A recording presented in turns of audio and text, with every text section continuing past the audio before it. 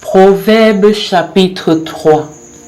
Mon fils, n'oublie pas mes enseignements et que ton cœur garde mes préceptes, car ils prolongeront les jours et les années de ta vie et ils augmenteront ta paix.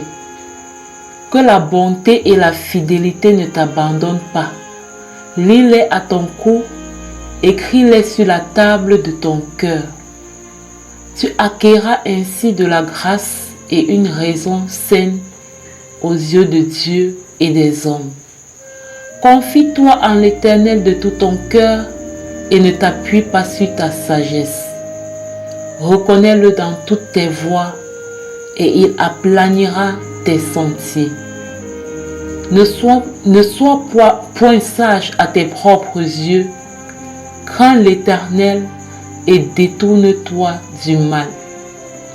Ce sera la santé pour tes muscles et un rafraîchissement pour tes os.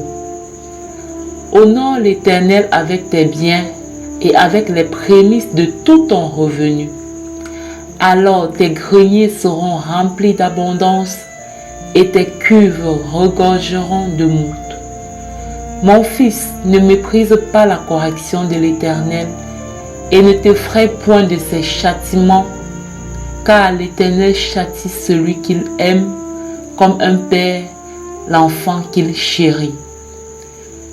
Heureux l'homme qui a trouvé la sagesse et l'homme qui possède l'intelligence, car le gain qu'elle procure est préférable à celui de l'argent et le profit qu'on en tire vaut mieux que l'or. Elle est plus précieuse que les perles, elle a plus de valeur que tous les objets de prix.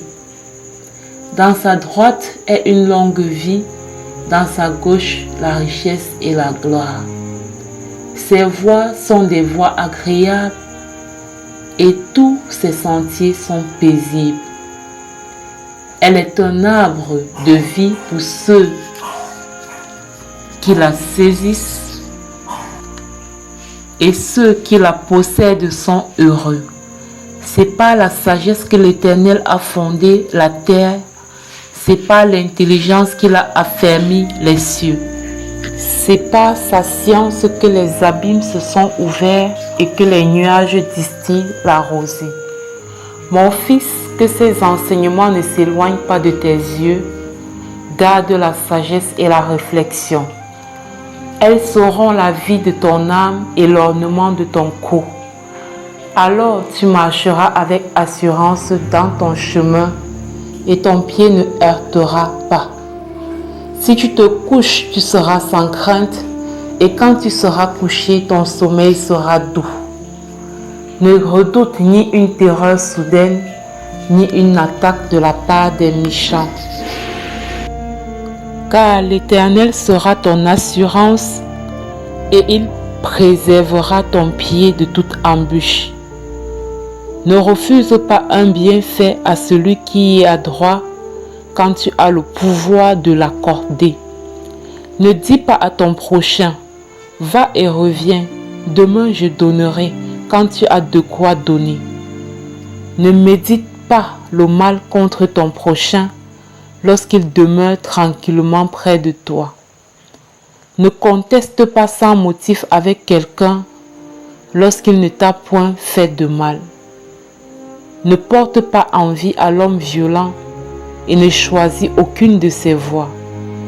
Car l'Éternel a en horreur les hommes pervers, mais il est ami pour les hommes droits.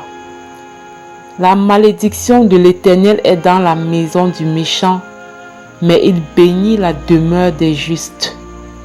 Il se moque des moqueurs, mais il fait grâce aux humbles.